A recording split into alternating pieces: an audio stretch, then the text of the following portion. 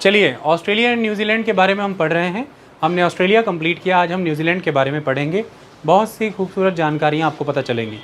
New Zealand, चलिए मैं पहले आपको न्यूजीलैंड के बारे में इमेज दिखा दूं ताकि आपको ये क्लियर हो जाए कि न्यूजीलैंड लोकेटेड कहाँ पर है।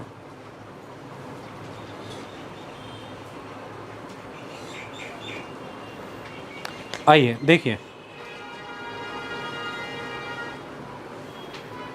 ये देखिए, दिस इज़ न्यूजीलैंड। ओके, तो हमने कहाँ देखा कि कहाँ है न्यूजीलैंड। देखिए, ये ऑस्ट्रेलिया और न्यूजीलैंड, इसके बीच में आता है दिस तस्मान सी। तो तस्मान सी ही न्यूजीलैंड को ऑस्ट्रेलिया से सेपरेट करता है। अब जब हम उस न्यूजीलैंड की तरफ आ गए तो हमने जो एक प्रोमिनेंट चीज़ देखी वो ये क्या कि this one is the north island, this one is the north island, this one, and यहाँ पर देखिए the south island, this one. तो ये north island, this is south island. तो दो बिग आइलैंड से मिलकर के बना है न्यूजीलैंड। इतनी बात समझ आई। बट यहीं पर कहानी ख़त्म नहीं होती कि हम ये कह दें कि दो बिग आइलैंड से मिलकर के बना है। न्यूजीलैंड उन आइलैंड ग्रुप्स का हिस्सा है जो west and central Pacific ocean से बिलोंग करने वाले आइलैंड्स हैं, जिन आइलैंड्स को हम इस तरह से बांटते हैं जैसे माइक्रोनेशिया, पॉलिनेशिया एंड मेलेनेशिया।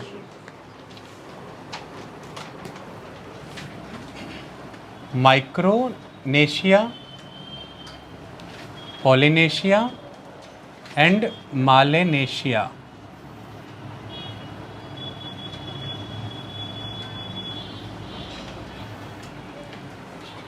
हम इसमें बांटते हैं इन आइलैंड्स को। मैं आपको उनके बारे में भी दिखा देता हूं अभी, ताकि आपको क्लैरिटी हो जाएगी।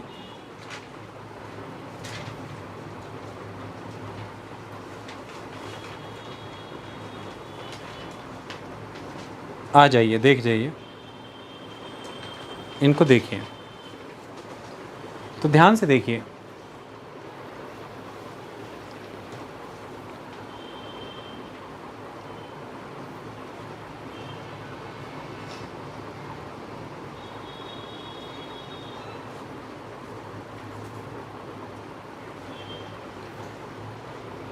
यहाँ पर देखिए, यहाँ से इक्वेटर गुजर रही है, this is the equator. Equator के ऊपर this one is the north Pacific सारा, इक्वेटर के नीचे ये सारा साउथ पैसिफिक। पर मेजॉरली अगर देखें तो ये पैसिफिक का सेंट्रल रीजन है इक्वेटर के सराउंडिंग में। इसको ध्यान से देखिए, जैसा सेंट्रल और वेस्ट की तरफ आप आ रहे हैं। क्यों आप वेस्ट की तरफ आ रहे हैं, मैंने ऐसा क्यों कहा, क्योंकि this one is the Australia, और आप जानते हैं कि पैसिफिक के वेस्टर्न मार्जिन पर ऑस्ट्रेलिया है। तो इसलिए मैंने कहा कि ये जिन ग्रुप ऑफ आइलैंड्स की मैं बात कर रहा हूँ ये सेंट्रल वेस्टर्न पैसिफिक में है। ये group of island central western Pacific में है, और इन ग्रुप ऑफ आइलैंड्स को आपने कुछ ऐसे बांटा हुआ है। ध्यान से देखिए, ये देखिए, यहाँ पर ऑब्जर्व करिए, this one is the Melanesia, this one is the Melanesia. New Guinea इसी का हिस्सा दिखाया जा रहा है यहाँ पे मालेनेशिया का। यहाँ पर देखिए माइक्रोनेशिया, ये मेलेनेशिया, ये माइक्रोनेशिया। ये वाला देखिए, ये बहुत सारे यूनाइटेड स्टेट्स ऑफ अमेरिका का आइलैंड हवाई, वो पॉलिनेशिया का हिस्सा है। देखिए, तो ये सारा का सारा पॉलिनेशिया। पर नीचे की तरफ जब आ रहा है ये पॉलिनेशिया, यहाँ से ध्यान से देखिए, ये देखिए, ये न्यूजीलैंड। तो आपसे कोई पूछे कि न्यूजीलैंड किस ग्रुप ऑफ आइलैंड का हिस्सा है, answer is the Polynesia. New Zealand Polynesia का हिस्सा है। सो पॉलिनेशिया, सबसे पहले देखिए मालेनेशिया, माइक्रोनेशिया, पॉलिनेशिया। पॉलिनेशिया का हिस्सा है न्यूजीलैंड। ये जो माइक्रोनेशिया, पॉलिनेशिया और मालेनेशिया मैंने बोला, 25,000 के अराउंड छोटे छोटे आइलैंड हैं यहाँ, जिन आइलैंडों में 25 नेशंस हैं। 25,000 छोटे छोटे आइलैंड्स हैं, 25 नेशंस एंड टेरिटरीज बिलोंग करती हैं यहाँ पे। और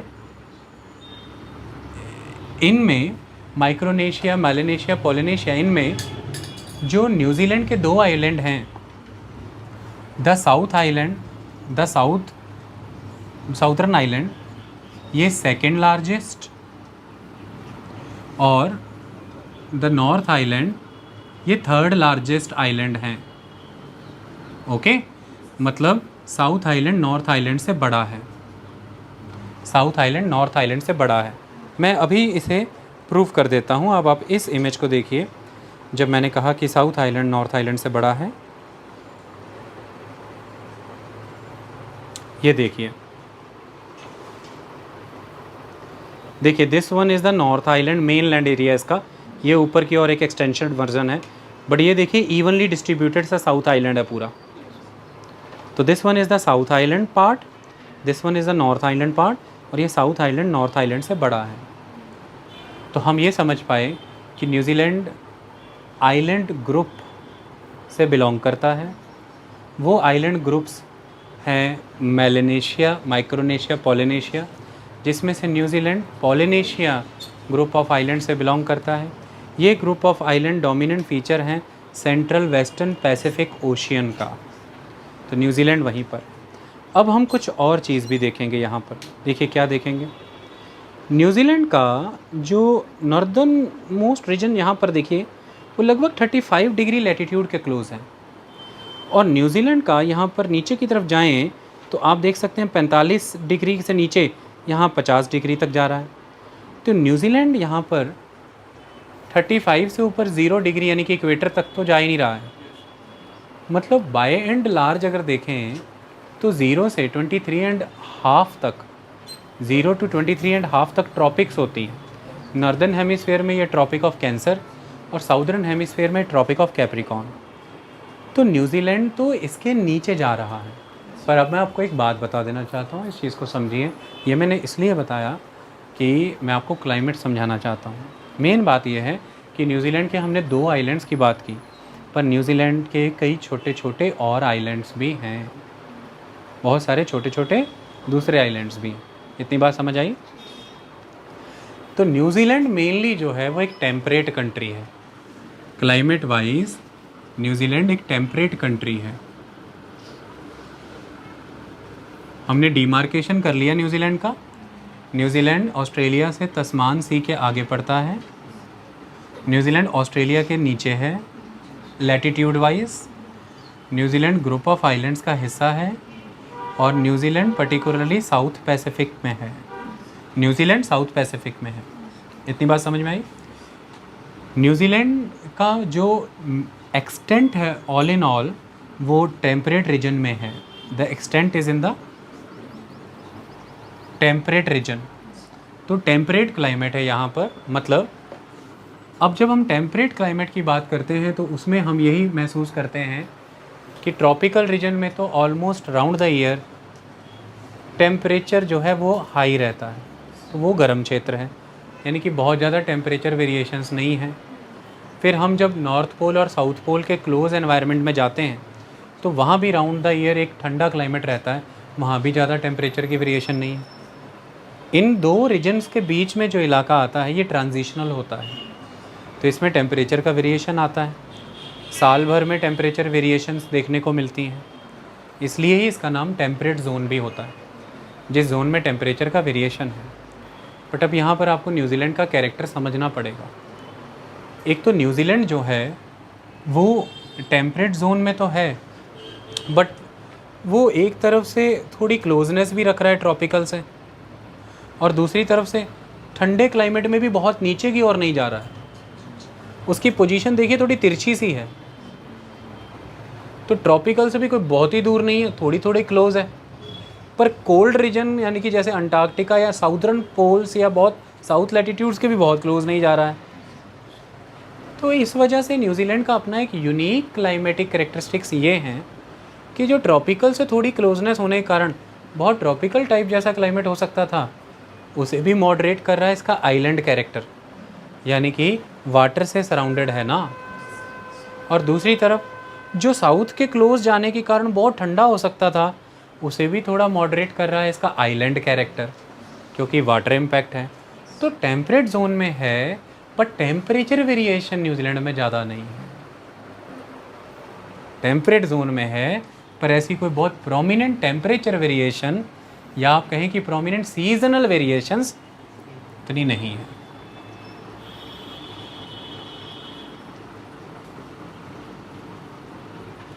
seasonal variation is not prominent, ये बात समझनी, क्योंकि आइलैंड कैरेक्टर है कंट्री का, और दूसरी उसकी ये तिरछी सी पोजीशन, तिरछी जी पोजीशन, और तीसरा उसकी location somewhat close to the tropics but not very close to the colder regions, but still it is in the temperate zone, that's why इतना ट्रॉपिकल भी नहीं है और थोड़ा थोड़ा ठंडा है। ठीक है, तो ये सारी बातें इससे एसोसिएटेड है। अब इसमें जो कोस्टल रीजन्स होंगे सारे, वहाँ तो वेरिएशन फिर बहुत ही कम हो जाएगी सीज़न की और टेम्परेचर की, लेकिन फिर जो इंटीरियर रीजन्स होंगे ना, इंटीरियर्स में वेरिएशंस मिलेगी। अब अगर न्यूजीलैंड में अकेले में ही, पहले तो न्यूजीलैंड को ओवरऑल कंपेयर किया कि इतनी सीजनल वेरिएशन या इतनी टेम्परेचर वेरिएशन ज़्यादा नहीं है, बट अब न्यूजीलैंड में ही अगर कंपेयर करना है कि कहाँ वेरिएशन है कहाँ नहीं, तो कोस्टल रीजन्स जो है वो वेरिएशंस नहीं एक्सपीरियंस करते इतनी, पर इंटीरियर रीजन्स वेरिएशन एक्सपीरियंस करते हैं। अब इंटीरियर रीजन्स में भी वेरिएशन मांगेंगे आप मुझसे कि ज़्यादा वेरिएशन कहाँ है, तो द माउंटेनियस एरियाज़ एक्सट्रीम्स को दर्शाते हैं।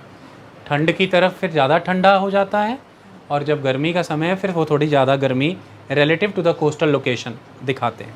ओके, मतलब if you want to note the extremes of the weather, then you can visit the highland areas और the mountainous region, particularly the interior of the New Zealand. Coastal से इतनी variation नहीं दिखाते, वो उतनी ठंड की तरफ भी नहीं ले जाएंगे पाएंगे, उतनी गर्मी की तरफ भी नहीं। ये पहाड़ आपको काफ़ी ठंड तक ले जाएंगे। अब ऐसे में दोनों आइलैंड को अगर चुन लूँ, नॉर्थ और साउथ, तो नॉर्थ आइलैंड टेम्परेचर की तरफ ज़्यादा है, मतलब थोड़ा गर्म आइलैंड की तरफ जाएगा, वहीं साउथ आइलैंड थोड़ा ठंड की तरफ जाएगा, क्योंकि नेचुरली उसका साउदर्न लैटिट्यूड है ना। तो अगर थोड़ा ठंड एक्सपीरियंस करनी है तो साउथ आइलैंड पे जाइए, थोड़ा थोड़ा गर्म एक्सपीरियंस करना है तो रिलेटिवली ज़्यादा टेम्परेचर कहाँ रहता है, नॉर्थ आइलैंड में।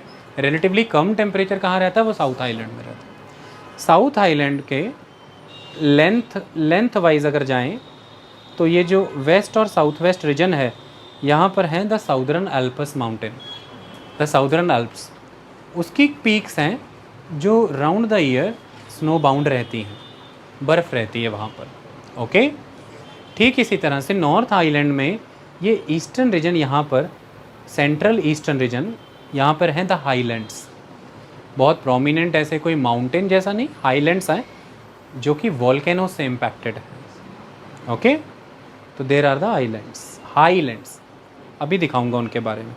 यहाँ पर ये हाईलैंड्स, यहाँ पर ये साउदर्न एल्प्स, ये आपको एक्सट्रीम्स कंडीशन देते हैं। इतनी बात समझ में आई?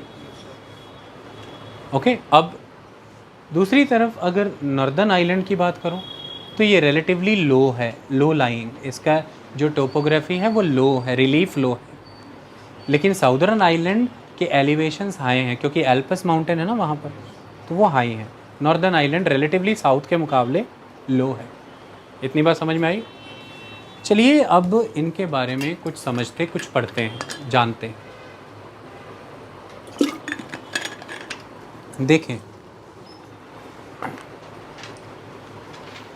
देखिए जब हम न्यूजीलैंड के बारे में पढ़ते हैं तो सबसे पहले नॉर्थ आइलैंड को साउथ आइलैंड से सेपरेट करने का काम करते हैं this straight, that is cook straight. ये देखिए कुक स्ट्रेट, ये जो पॉइंट है यहाँ पर, दिस पॉइंट, यहाँ पर सिर्फ 13 माइल्स वाइड ही रह जाती है, इतनी नैरो हो जाती है, क्योंकि लैंड बड़े क्लोज आ जाते हैं। स्ट्रेट हम जानते हैं the narrow water passage, so this one is the cook straight. It's a very narrow passage between these two particular points, that is 13 mile wide. ये नॉर्थ और साउथ आइलैंड का ये जो पॉइंट है, यहाँ पर है the capital of New Zealand, that is Wellington. Wellington is the capital. But जब हम ऊपर की तरफ जाते हैं दिस नॉर्थ आइलैंड, तो यहाँ पर आपको जो एक शहर नज़र आता है नॉर्थ आइलैंड में, दिस इज़ द ऑकलैंड। ये लार्जेस्ट सिटी है न्यूजीलैंड की। Wellington capital, Auckland largest city है। जब आप साउदर्न आइलैंड की तरफ आते हैं तो यहाँ पर आपको एक सिटी नज़र आती है, दैट इज़ क्राइस्ट चर्च। ये साउथ आइलैंड की लार्जेस्ट है। तो ओवरऑल न्यूजीलैंड की लार्जेस्ट है द ऑकलैंड, न्यूजीलैंड की कैपिटल है वेलिंगटन, और साउथ आइलैंड की सबसे लार्जेस्ट है द क्राइस्ट चर्च। पर हमने ऑब्ज़र्व क्या किया, चाहे वैनगेरे है, चाहे ऑकलैंड है, चाहे यहाँ पर तौरंगा, चाहे नेपियर, चाहे Palmerston North, Wellington, Nelson, sorry Palmerston North नहीं, क्राइस्ट चर्च, चाहे ड्यूनेडिन, चाहे Invercargill, all are the coastal cities. तो coastal city locations are dominant like the Australia, वो फीचर यहाँ पर भी है। ओके अब यहाँ पर हमने एक चीज़ देखी कि जब हम न्यूजीलैंड के नीचे गए, यहाँ पर है ये एक, जैसे वहाँ पर तस्मानिया था ऑस्ट्रेलिया में, इसके नीचे यहाँ पर देखिए they are Stewart island, Stewart island. Okay तो ये सारी बात क्लियर हो गई। अब तो तस्मान सी और साउथ पैसिफिक ओशियन को कौन सी स्ट्रेट जोड़ती है? Cook straight. ओके तो हमने सिटीज़ की लोकेशन देखी, यूरोपियन इकोनॉमिक डेवलपमेंट पैटर्न नज़र आता है, ऑस्ट्रेलिया में किया हुआ है तो दोबारा पढ़ने की ज़रूरत नहीं। साफ नज़र आ रहा है ब्रिटेन का इम्पैक्ट, साफ नज़र आ रहा है जेम्स कुक का प्रभाव, नाम भी वहीं से।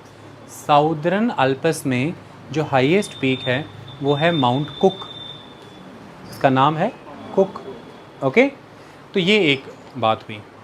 चलिए अब अगर हम न्यूजीलैंड के बारे में पढ़ते हैं तो हमें क्या क्या देखने को मिलता है, ध्यान से समझो। देखो न्यूजीलैंड की मेन खासियत है वहाँ पर होने वाली tectonic activities. What do you mean by the tectonic activities? एक साल में 10,000 से ज़्यादा अर्थक्वेक एक्सपीरियंस करता है न्यूजीलैंड। उसका रीज़न क्या है? एक तरफ से है पैसिफिक प्लेट और एक तरफ से Indian Australian plate, Indian Australian plate और पैसिफिक प्लेट। अब जो नॉर्थ आइलैंड है उसकी पोजीशन बड़ी यूनिक है। यूनिक इन द सेंस कैसे है? ये कॉपी पकड़ाइए प्लीज़। नॉर्थ आइलैंड जो है, आप इसे मान लीजिए दिस A4 नोटबुक लिखा हुआ है ना इस पर, तो आप इसे मान लीजिए this is the north island. ये एक प्लेट है, ये एक दूसरी प्लेट है, ठीक है। तो अब ये जो नॉर्थ आइलैंड है ना, ये सबडक्शन जोन के ऊपर है। तो इस तरह से एक प्लेट दूसरी प्लेट के नीचे चली गई, ये सबडक्शन हो गया ना। तो एक तरह से पहले नंबर में ये प्लेट, फिर दूसरी प्लेट ये, तो इन दोनों प्लेट के टॉप पे बैठा है। तो इसलिए बुक में लिखा हुआ है North Island is located at top the subduction zone of the Pacific plate and the Indian Australian plate, ठीक है। तो that's why it is an top. इसलिए यहाँ पर है active volcano as a mountain, Mount Ruapehu. Okay RAUPENHU। Okay ये है यहाँ का सबसे ऊंचा माउंटेन, 9,000 फीट इसकी लगभग ऊंचाई है, और ये एक्टिव वॉल्केनो है। और ये साउथ सेंट्रल रीजन में आता है, नॉर्थ आइलैंड के साउथ सेंट्रल रीजन में आता है। ये वॉल्केनो यहाँ पर क्यों हुआ, हमने अभी देख लिया कि सबडक्शन जोन के अटॉप है द नॉर्थ आइलैंड, और इसीलिए ही नॉर्थ आइलैंड पे वो जो हाईलैंड्स हैं उनमें भी बहुत से वॉल्केनोज एग्जिस्ट करते हैं। तो नॉर्थ आइलैंड पर्टिकुलरली वॉल्केनोज के लिए जाना जाता है। वॉल्केनिक माउंटेन्स हैं यहाँ पर और वॉल्केनिक एक्टिविटीज़ होती हैं। साल भर में 10,000 के अराउंड अर्थक्वेक आते हैं, मैंने कहा, बट वो मोस्टली तो कहीं ऐसे हैं जो फील भी नहीं होते, क्योंकि रिक्टर स्केल पर बहुत कम होते हैं। पर ऐसा नहीं है कि रिक्टर स्केल पर कम ही वाले हमेशा अर्थक्वेक आते हैं। 7 मैग्नीट्यूड के भी रिक्टर स्केल पर अर्थक्वेक आते हैं। साउथ आइलैंड की पोजीशन इन प्लेट्स के कॉन्टेक्स्ट में थोड़ी यूनिक है। अब प्लेटें तो सेम ही हैं, कई बार ऐसे होता है ना कि जैसे ये प्लेट है, ये हिस्सा प्लेट का इससे ऐसे टकराया, ये सबडक्शन हो रही है, पर इधर का हिस्सा ऐसे घूम गया। देखो ये इससे ऐसे टकराया, कई बार ऐसा पानी का जहाज इधर से एक पानी के जहाज से टकराया, पर उसकी जो ट्रेल है, टेल का वो ऐसे घूम गया। तो अब यहाँ पर जो लोग हैं उन्हें सीधा हिट होगा, पर यहाँ पर जो है उनके पोजीशन अलग भी हो सकती है। साउथ आइलैंड की position Indian, Australian and Pacific plate के कॉन्टेक्स्ट में कुछ यूनिक ऐसी है कि वो सबडक्शन जोन नहीं बनता वहाँ पर। वहाँ पर सबडक्शन जोन नहीं होता, वहाँ पर प्लेट्स की मूवमेंट लेटरल होती है। तो जो साउदर्न आल्प्स हैं वो लेटरल मूवमेंट की वजह से क्रिएट हुए हैं। अब वहीं पर जो नॉर्थ में हाईएस्ट पीक है वो वॉल्केनिक एक्टिविटी से बनी है, लेकिन जो साउदर्न अल्पस हैं साउथ आइलैंड में वो लेटरल मूवमेंट्स की वजह से हुए हैं। आई बात समझ में? तो साउदर्न अल्पस की जो सबसे ऊंची पीक है माउंट कुक है, और वो 12,000 फीट के अराउंड जाती है, उसकी ऊंचाई ज़्यादा है। स्नो बाउंड पीक्स रहती हैं राउंड द ईयर। इतनी बात समझ में आई? तो इन दोनों का प्लेट्स के साथ संबंध ये है। तो टेक्टोनिक एक्टिविटी ने बड़ा योगदान दिया है न्यूजीलैंड की बायोडाइवर्सिटी, न्यूजीलैंड के फिज़िकल फीचर्स में और न्यूजीलैंड के क्लाइमेट में। उसकी जो ये पोजीशन है पैसिफिक में, टेक्टोनिक एक्टिविटी का बड़ा योगदान है।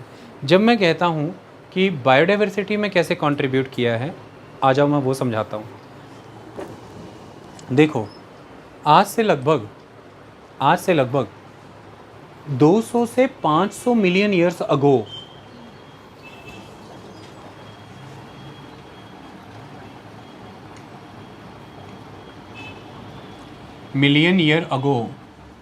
जो न्यूजीलैंड है वो इसका हिस्सा था, न्यूजीलैंड और ऑस्ट्रेलिया दोनों।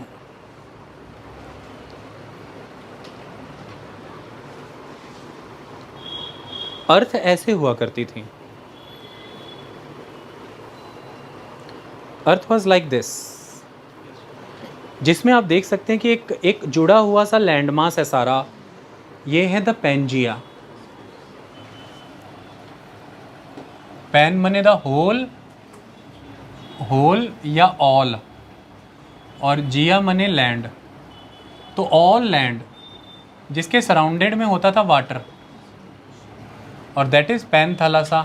पैन मने ऑल, थलासा मने पानी, the water, the all water and the all land. Okay, तो आप देख सकते हैं ऑल वाटर चारों तरफ है, ये ऑल लैंड है सारा।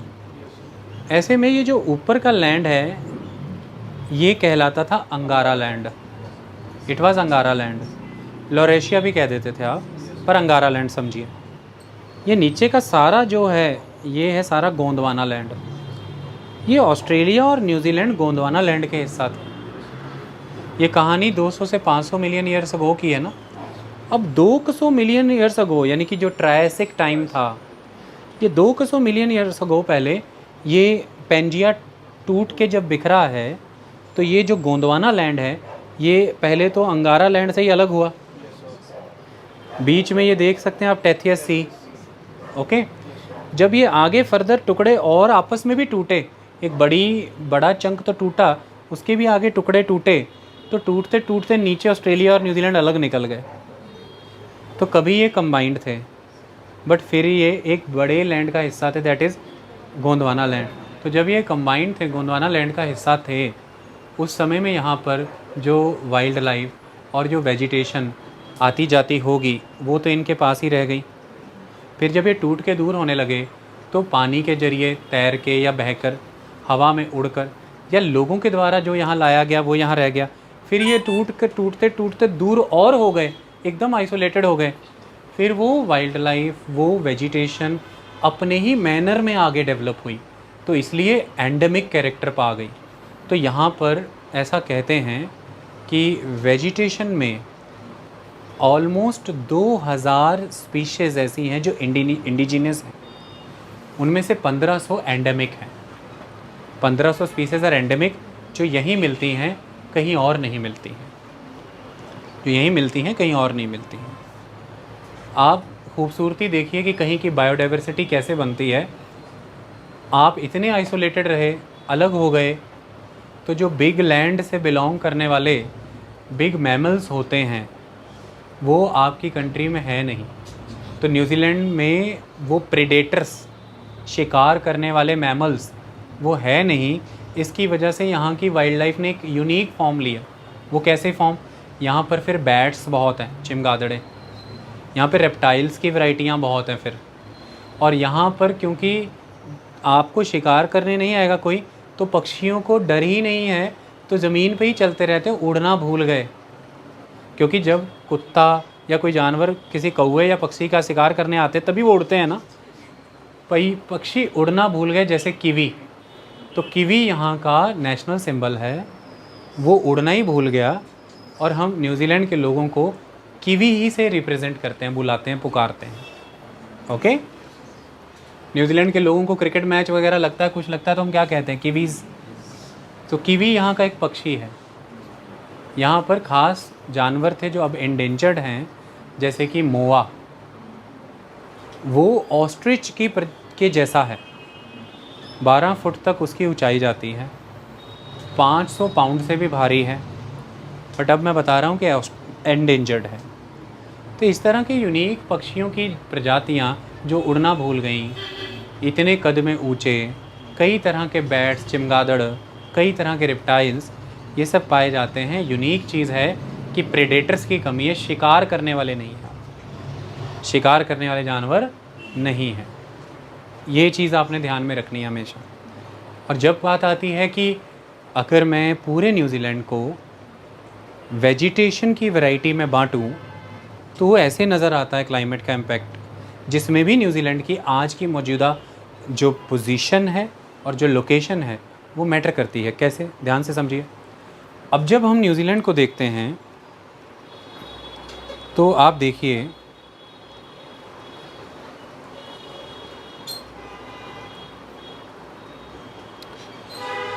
इतने मैप हो जाते हैं कि मैपों में मैप ढूंढने पड़ते हैं। अब जाइए, आ जाइए, देखिए ये 40 डिग्री लैटिट्यूड गुजर रहा है, आप उसके नीचे तक जा रहे हैं, यहाँ पर नीचे से यहाँ 50 डिग्री गुजरेगा। एक्चुअली में ये जो रीजन है, इस रीजन में वेस्ट से ईस्ट चलने वाली वेस्टर्ली हवाएं होती हैं। ये परमानेंट विंड्स होती हैं।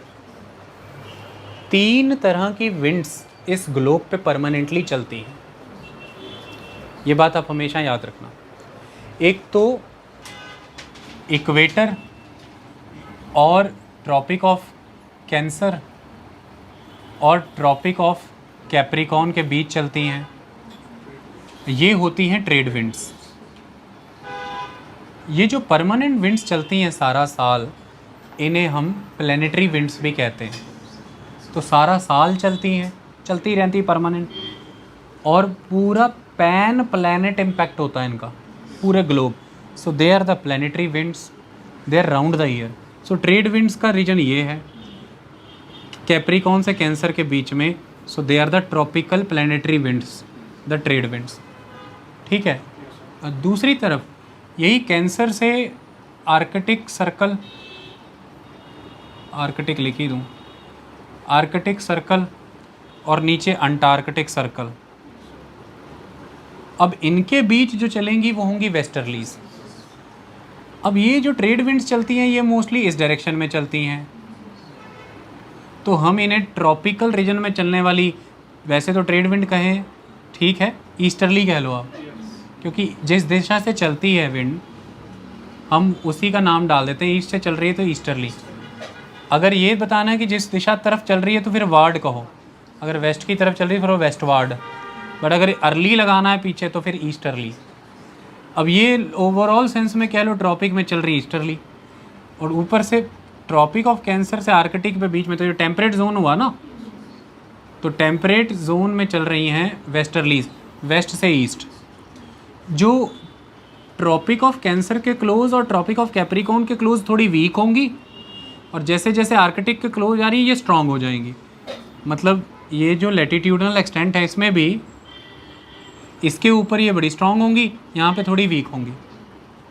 तो मतलब 50, 60, 70 डिग्री के अराउंड जो वेस्टर्ली मिल रही हैं, 50, 60, 65, 40 to 60 के बीच में, वो स्ट्रॉन्ग वेस्टर्लीज होती हैं। इनके अलग अलग नाम भी डलते हैं।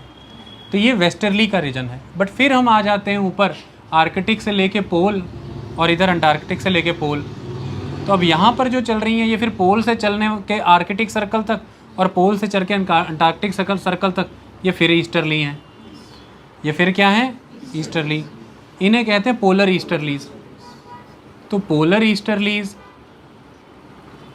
ये टेम्परेट वेस्टर्लीज, ये ट्रॉपिकल ईस्टर्लीज, 3 तरह की प्लैनेटरी विंड्स जो हैं, परमानेंट विंड्स हैं, ये चलती रहती है, ओके, सारा साल चलती रहती है।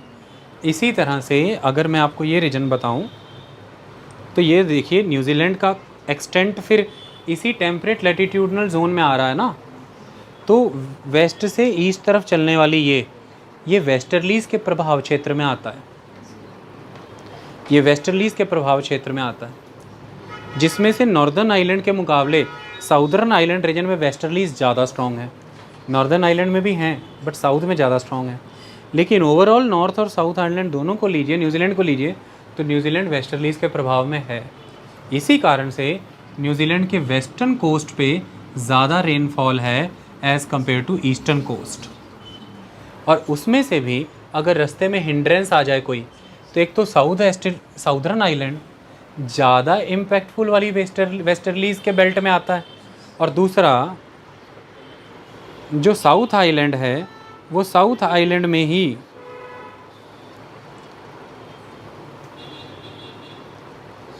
साउदर्न एल्पस आते हैं, तो वो वेस्टर्लीज को ऑब्स्ट्रक्ट करते हैं, इसलिए ओरोग्राफिक रेनफॉल ज़्यादा हो जाता है, यानी कि माउंटेन के रास्ते में आ जाने की वजह से। तो इसलिए this region is very wet. अब यहीं से एक चीज़ और समझ जाइए कि वेस्ट में तो बारिश ज़्यादा है, लेकिन फिर आगे जब हवा जाएगी इन माउंटेन रेंजेस को क्रॉस करके, तो फिर मॉइस्चर तो सारा वेस्ट में ही रह गया। आगे जो जाएगी वो हवा ड्राई होगी और हॉट होगी एज़ कम्पेयर टू वेस्ट। तो ईस्टर्न रीजन तक जो हवा जाती है वो हॉट एंड ड्राई होती है, जो वेस्टर्न कोस्ट को हवा टच करती है वो वेट एंड कोल्ड होती है। तो इसलिए रेन शैडो जोन भी क्रिएट होते हैं, ओके। तो जहाँ वेस्टर्न रीजन में ज़्यादा रेनफॉल हो रही है, बीच में अगर माउंटेन्स आ रहे हैं तो उनके ईस्ट साइड पे रेन शैडो इफेक्ट आ रहा है, इसीलिए ईस्ट तक जाते जाते हवा ड्राई और थोड़ी गर्म है, इसलिए प्रेसिपिटेशन घट जाता है, रेनफॉल घट जाता है, इसलिए वहाँ पर हैं the grasslands and they are the best agricultural fields. Grasslands में एग्रीकल्चर करना मज़ेदार है, और दूसरा they are the best livestock rearing grounds. अगर एग्रीकल्चर नहीं कर रहे तो घास के बड़े बड़े मैदान हैं, तो मज़े लो, फिर क्या करो, भैंस चराओ, गाय चराओ, भेड़ चराओ, तो शीप्स पालो, कैटल पालो, क्या दिक्कत है। तो इसीलिए अगर आप न्यूजीलैंड के इस रीजन को देखेंगे, न्यूजीलैंड का ये जो रीजन नज़र आ रहा है दिस ईस्ट, ये आपको एक्सटेंसिव ग्रासलैंड्स में दिखेगा। साउथ अमेरिका जैसी फीलिंग नहीं आ रही कि वहाँ पर भी वेस्ट में तो वेट रीजन, लेकिन ईस्ट में जाते जाते, खासतौर अर्जेंटीना, ईस्ट में जाते जाते वहाँ तो डेजर्ट भी आ गया था, नाम भी याद होना चाहिए आपको, पैटागोनियन, ओके, ग्रासलैंड्स। तो बस वही यहाँ हो रहा है। तो कभी MCQ आ जाए और एक प्रॉक्सिमल सिमिलैरिटी मांगी जाए, तो कॉम्बिनेशन में अगर अर्जेंटीना और न्यूजीलैंड डाला है तो इसे टिक कर देना। कई बार ये एक क्वेश्चन UPSC के फेवरेट हैं, एक क्लाइमेटिक सेटिंग्स ही लिख देते हैं स्टेटमेंट में कि they are under the influence of the permanent winds which are getting stronger and stronger with the passing of the latitudes, they are having rainfall impact on the western coast as compare to the eastern coast, and which are the combinations of the countries are projecting the similar expression. तो उसमें अगर आ गया तो बेटा इन दोनों को कर देना। मैंने क्वेश्चन का टाइप भी बता दिया है कैसे आते हैं। ऐसे घर में बैठे बैठे सोचा करो, मज़ा पढ़ने का ऐसा आ जाएगा कि ज़िंदगी गुलफाम हो जाएगी। ओके, चले आगे बढ़े। क्वेश्चन कितना अच्छा बना लिया बैठे बैठे।